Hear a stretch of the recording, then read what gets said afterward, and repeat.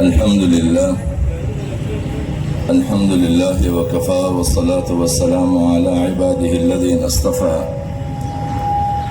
لا سيما على سيد الرسل وخاتم الأنبياء وعلى آله وصحبه ومن بهديه مهتدى. أما بعد فأعوذ بالله من الشيطان الرجيم. بسم الله الرحمن الرحيم. ولتكن منكم أمة يدعون إلى الخير ويأمرون بالمعروف وينهون عن المنكر. صدق الله العظيم. زمن واجب الاحترام قائدین محترم اور د مردان جمعیت علماء اسلام ذمہ داران چې هغو دا د نن پروګرام په عنوان د بلال محمد کانفرنس عنوان کړی دی. د دغسې پروګرامونو بنیادي مقصد د خپل باشعور مرګرو قابل توجه خیالات او د هغو د دلچسپۍ پروګرامات په خپلو مرګرو کې رازبندي کول او په هغه باندې مرګري راجمع کول په یو لحاظ باندې د خپل مرحوم بلال محمد د هغو خیالات او احساساتو ته د خراج تحسین مجمع ده چې هغو خپل ژوند په کوم انداز تیر کړی و او په دې ځوانۍ کې د هغه احساسات څه و، د هغه جذبات او هلې ځلې د څه دپاره وې. دغه بنیادي مقصد په خپلو نوجوانانو کې برقرار ساتلو دپاره دغه شان پروګرامونه منعقد کیږي. زمونږ او ستاسو تعلق د یو مذهبي او د هغه سره سره د یو سیاسي جماعت سره ده او د الله تبارک و تعالی فرمان چې په تاسو انسانیت کې داسې یو طبقه پکار ده چې هغه تاسو د خیر دپاره رابلي او هغه طبقه په خپله د خیر حامل طبقه وي. ولې چې په خپله یو طبقه د خیر نه وي هغه بل څوک خیر ته رابللی نشي. نو بنیادي طور چې څوک داعي دی څوک رابلي دا د بلنو والا په خپله د خیر په منصب او په مقام فایز وي او د ده نه خیر راوچتیږي او د دغه خیر نتیجه به دا وي چې یأمرون بالمعروف دی به د معروفاتو یعنی هغه خیالاتو ته هغه پروګرام ته هغه ذهن او نظریې ته خلک راغونډوي چې د خدای په نیز هغه مقبول دي او د هغه کردار او د عمل نه به خلک راګرځي چې کم عمل کم کردار کم اخلاق د خدای او د هغه د رسول ناپسند دي.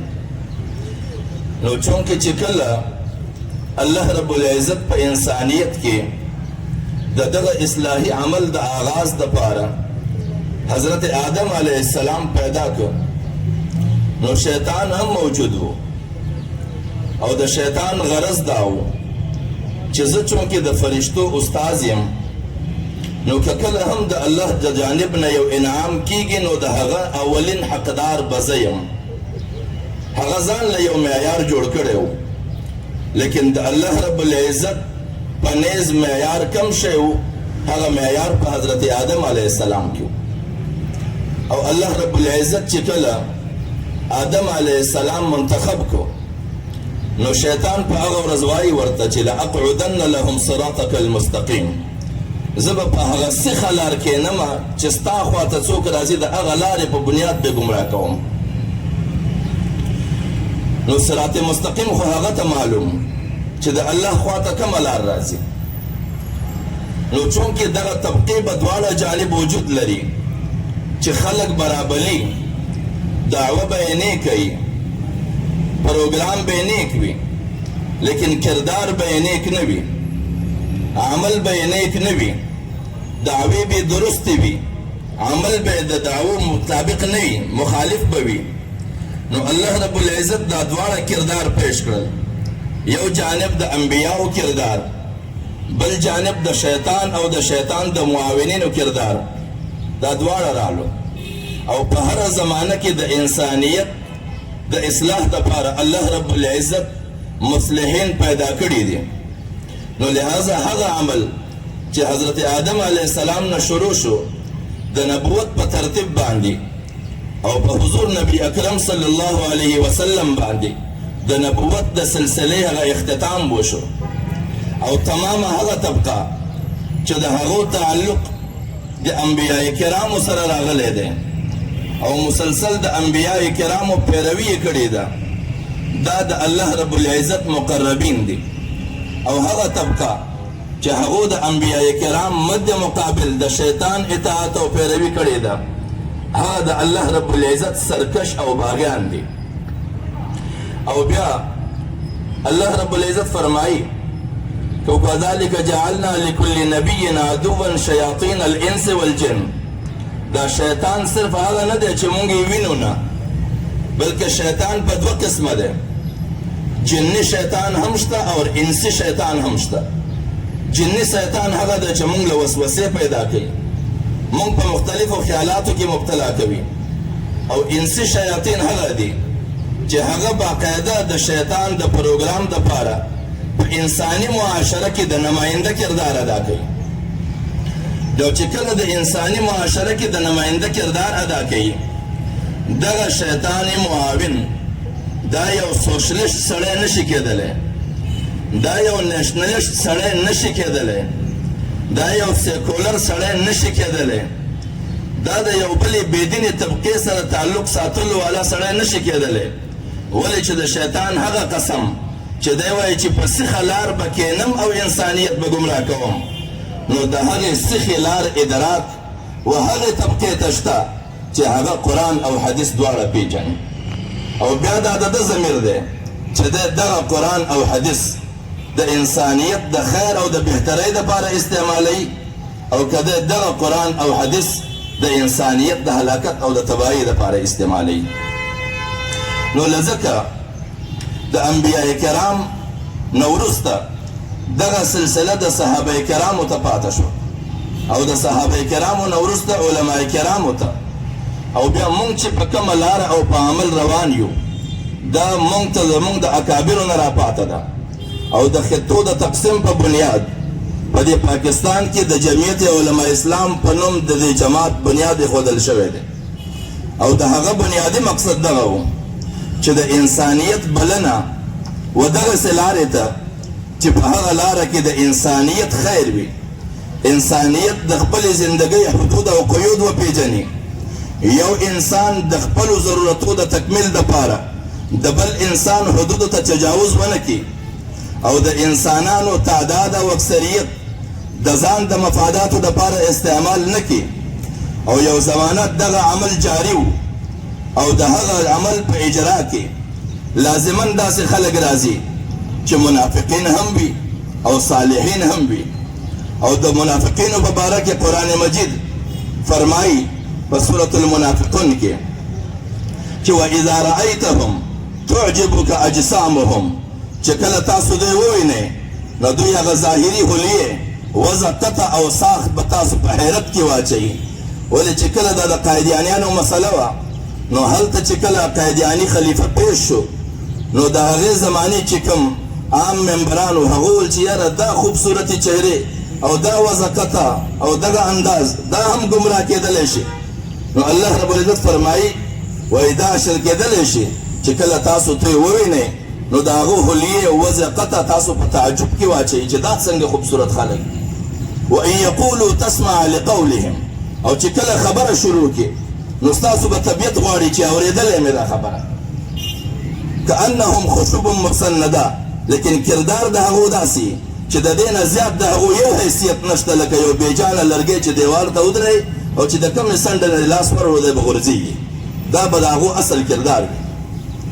نو لهذا زمونږ د جمعیت علماء اسلام د انسانیت د رهنمایي دپاره و، د غریب نوازۍ دپاره و، د غرباو او د مظلومینو د تعاون دپاره و او په معاشره کې د مستکبرین او د مستضعفین د تقسیم دپاره و او دغه واضح کول و چې دغه جماعت د مستضعفینو د نصرت دپاره دی او دغه جماعت د مستکبرینو د تکبر د سرکوبۍ دپاره دی. لیکن رفته رفته دغه صورتحال جوړ شو چې زمونږ هغه جماعت چې د غریب نوازۍ په بنیاد باندې د هغه تشکیل شوی و او د مستضعفینو د نصرت دپاره د هغه تشکیل شوی و او د مستکبرینو د سرکوبۍ دپاره شوی و، د مستکبرینو د ظلم او د جبر نه د مستضعفینو د ازادۍ دپاره شوی و. د هغه جماعت هغه رؤسا چې نن هم ورته وګورو چې واذا رأیتهم تعجبک اجسامهم، نو د هغو کردار دغه ځای ته راورسېدو چې هغو مستضعفین د تلو نه لاندې کړل او د مستکبرینو مټې وغړلې، د مستکبرینو په هغه تمامو کردارو کې شامل شول، د هغو معاونت یې شروع کړو. نو بیا چې موږ وګورو د قرآن آیت موږ ته دا فرمایي چې لعن الذین کفروا من بني اسرائیل على لسان داود و عیسی ابن مریم. مفسرین کرام فرمایي چې بظاهر خو دغه آیت د یهودیانو او د عیسایانو باندې د لعنت په حواله راغلی دی او لعنت کول شوی دی د حضرت داود علیه السلام او د عیسی علیه السلام په زبان باندې د هغو په ذریعه دا لعنت ویل شوی دی. لیکن دا لعنت ویل شوی په چا دی؟ په تمامو یهودو خو نه دی، په تمامو نصارا خو نه دی، ولې قرآن مجید وایي چې لیسو سواء من اهل الکتاب، تمام اهل کتاب یو شانتې نه وو. امة قائمة یتلون آیات الله، داسې پکې و چې هغو د الله تعالی آیتونه ویل، هغو به الله تعالی ته سجده ریز کېدل، خدای به یادوه، په هغه خپله زمانه کې د خپلو انبیاو اتباع به یې کوله، داسې هم پکې و. لیکن د دې آیت باقاعده مراد څوک دی په هغه زمانه کې؟ نو دوی وایي چې دا د یهودو او د عیسایت علما مرادو د دی نه. تفسیر ابن کثیر لیکي چې دا لعنت د هغې زمانې په علماو باندې شوی دی او دا د دې دپاره نه دی چې په هغه زمانه کې لعنت وشو موږ د هغو تاریخ واوره او بیا پرې خوشحاله شو چې دا یهودي څه بدبخت قوم او دا عیسایت څه بدبخته قوم او د بدبختۍ دغه عالم و چې د هغو په علماو لعنت شوی دی. نه، صرف د دې دپاره نه دی بلکې دا د دې دپاره دی چې کم معیار او کمه ضابطه د عمل الله رب العزت مقرره کړې ده، که هغه ضابطه او هغه معیار موږ په عمل کو په دې زمانه کې، نو زموږ د زمانې په علماو باندې د الله رب العزت دغه آیت متوجه کیږي په دغه معیار د لعنت دپاره. او وجه څه شی د لعنت؟ ولعن الذین کفروا من بني اسرائیل على لسان داود و عیسی ابن مریم ولذلك بما عصوا وكانوا يعتدون. په دې وجه باندې چې هغه د حدودو نه متجاوز شوي وو.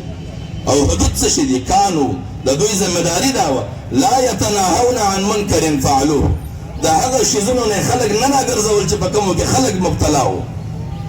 دا د دوی جرم وو چې خلک یې د هغه بدکردارۍ نه راګرځول بلکې په خپله په هغه بدکردارۍ کې ملوث شو.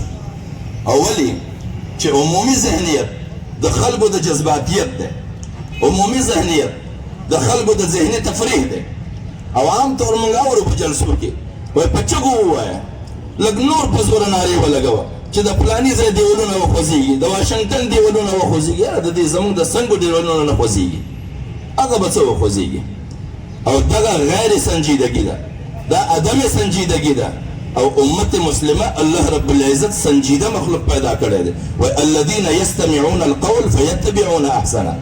امت مسلمه خو دغه خاصیت دی چې دی به د هر چا اوري او حتی الامکان به د هغه بهتر تعبیر بیانوي، په خپل طبیعت به د هغو معنا مرادونه نه وباسي.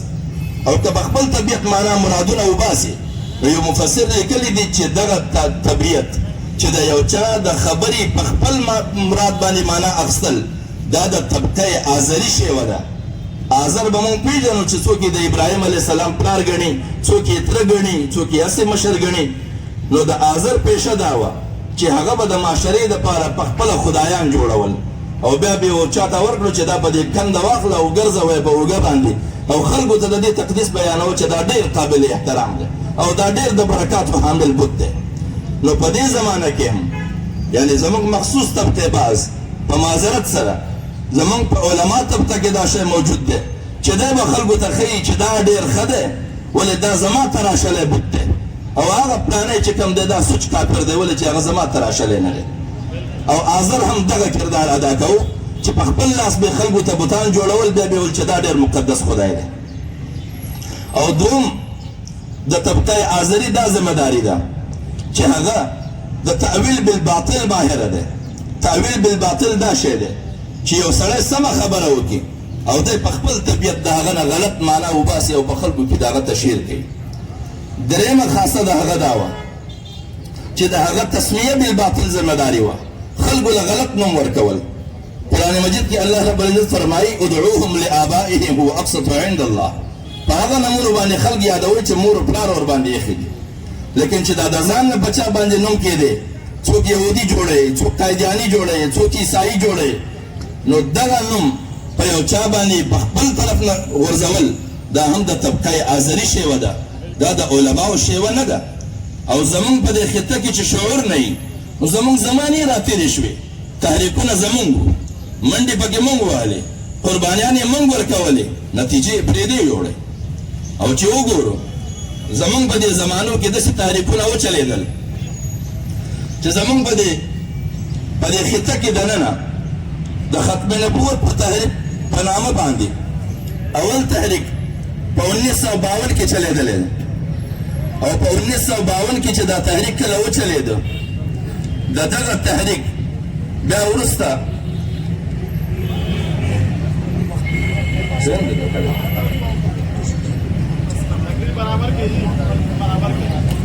نو هغه تحریک په 1952 کې چلېدلی او د هغه تحریک دپاره وروسته د پنجاب پوره نظام ختم شو او هلته فوج پر سر اقتدار رالو، ماشاءالله ولګېده. او بیا باقاعده د هغه دپاره تحقیقاتي کمیشن جوړ شو او باقاعده د جسټس منیر کیس په نامه باندې نن هم د هغه کتابونه موندېږي او د هغه تحریک پوره پشتپنایي باقاعده د هغه زمانې دولتانه وزیر اعلی پوره اخراجات برداشت کړي او ثمر د هغه تحریک چاته حاصل شو چې زمونږ ادارو ته اول ځل د مارشالله په ذریعه په خطه کې د حکمرانۍ تجربه حاصله شوه. دوم تحریک زمونږ د قومي اتحاد په نوم وچلېده او وروسته هغه رفته رفته د تحریک نظام مصطفی په نوم کنورټ شو او د هغه پوره ګټه زمونږ مقتدره قوتونو حاصله کړله او جنرال ضیاء الحق 11 کاله په دې قوم باندې مسلط و د هغه تحریک په نتیجه کې. بل تحریک د هغه نه وروسته بیا په 1999 کې وچلېدو د تحفظ دینی مدارس په نامه باندې په ټول ملک کې پروګرامونه وشو، لیکن په نتیجه کې یو جمهوري حکومت پناه شو او د هغه په بدله کې جنرال مشرف 11 کاله په دې قوم باندې مسلط او اوس بیا په دې طرز باندې چې الکشن وشو، د الکشن نه وروسته زمونږ د اول تحریک آغاز وشو د تحفظ ناموس رسالت په نامه باندې، د ختم نبوت په نامه باندې او هغه تحفظ ناموس رسالت او هغه ختم نبوت بیا وروسته په ازادۍ مارچ بدل شو او نن د هغو انجام او کردار مونږ ګورو. دا مونږ ته معلومه ده چې دا تمامې هلې ځلې په دې خطو کې په مختلفو نمونو باندې په مقدسو نمونو باندې د چا دپاره وشوې، چا پې کولې، انجام یې څه جوړ شو، قربانۍ چا ورکړې، ګټې چا یوړې. نو لہذا قرآن مجید فرمایي ولا تقف ما لیس لک به علم، په هغه آواز پسې او په هغه شي پسې منډې مه وهئ چې د هغه په اصل باندې تاسو نه وئ خبر. ولې ان السمع والبصر والفؤاد كل اولئک کان عنه مسؤولا. د غوږو د اورېدو صلاحیت، د سترګو د کتلو صلاحیت، د زړه د میلان صلاحیت الله رب العزت درکړی د دې دپاره دی چې کومه چغه اوچتېږي د هغه شاته پوره تاریخ ګوره او چې تاریخ ونه ګورې نو انجام به مو دغه وي چې په دې دورانیه کې پوره شوی دی. الله رب العزت دې موږ ته توفیق راکړي چې موږ باشعور انسانیت جوړ شو، ړوند او کوڼ انسانیت نه چې څوک راته وایي چې غوږ دې یوړ او موږ منډې وهو انجام به مو دا جوړېږي. واخر دعوانا الحمدلله رب العالمین. جزاک اللہ. دا جناب محمود الحسینی صاحب مرکز